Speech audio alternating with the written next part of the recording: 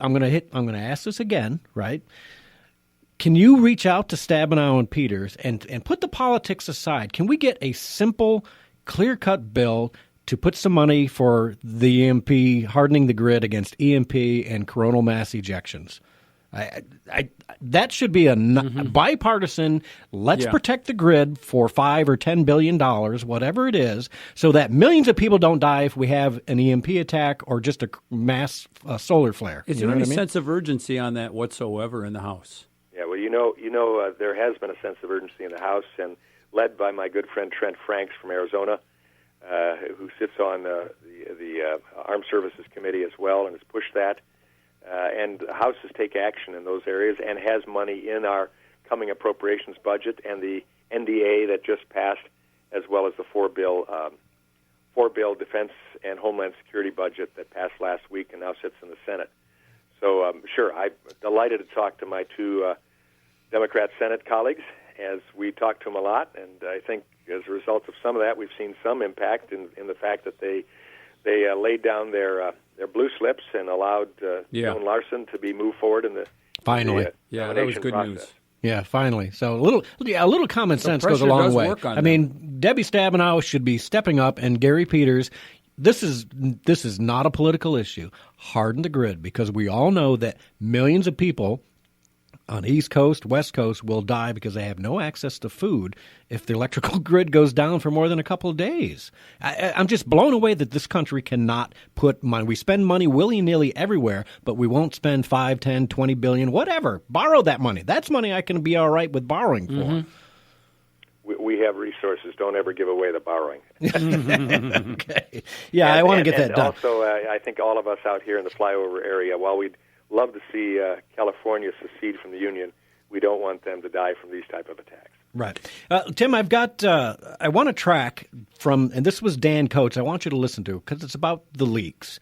And it made me feel a whole lot better after hearing Jeff Sessions and Dan Coates have this press release, and I want to get your take on it. Derek, you got track 3 ready there? Hopefully. We'll play this for you, and then I want to get your comments afterward. And here today as their leader to express our grave concern that unauthorized disclosures of classified material and damaging our mission and jeopardizing. Or we don't. We lost it. But you get the drift. You get the drift. Anyways, Tim, so Dan Coates, D&I director, came out, and they said they're going to go after the leakers finally, right? Absolutely.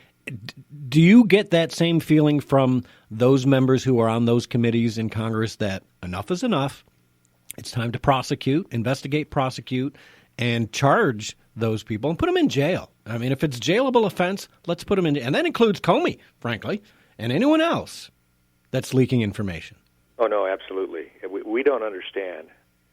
Even though the bowels of the executive branches are still filled with holdovers from not only Obama's administration, but going back decades of Democrats who have a different philosophy than Republican leadership, are still there and trying to undermine activities. Bush had all sorts of undermining going on during his tenure.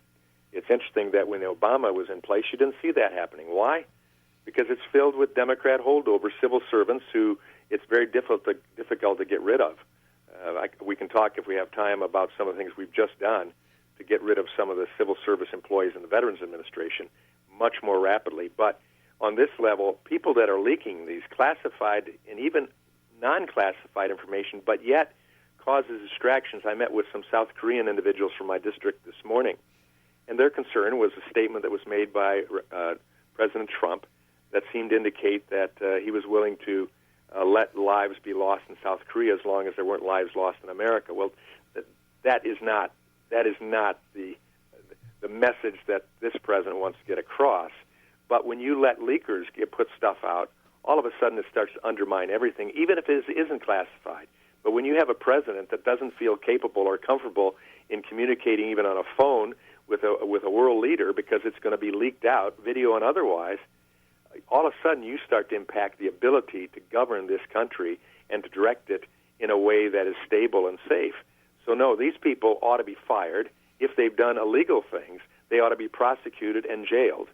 And it has to stop, and some people have to be made a spectacle in order to get the rest of them to go back in their boroughs, just do their job, and forget about trying to change government because the people didn't do it for them. Yeah, let me ask, because I know you said you wanted to cover this while we got a few minutes left here.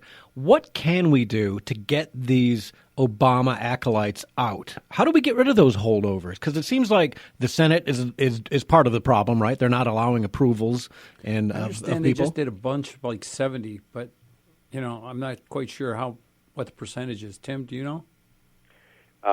As of 2 weeks ago, before the nominations started to move forward a bit, and again, they aren't confirmed, so they're just moving. But as of 2 weeks ago, at this time in Obama's administration, his first term, he already had 90% of all of his conferees confirmed. Trump, at this time, had 10%. Now, that's a type of stonewalling that's been going on by Chuck Schumer and others, and that, again, is why we say, if you're playing in good faith with filibuster, that's one thing. But if you're not playing in good faith with filibuster and you are just shanghaiing what is going to take place, it's time to end it and move on, because this is the type of stuff we get with an administration that's filled with people that come from the opposite objective. And that does not promote a stable government, and in fact, it disrupts the unity of our country, it disrupts the security of our country, and it disrupts the economy of our country. So it's time to move on from that, and that's why I had legislation that made it much easier to get at senior executive employees.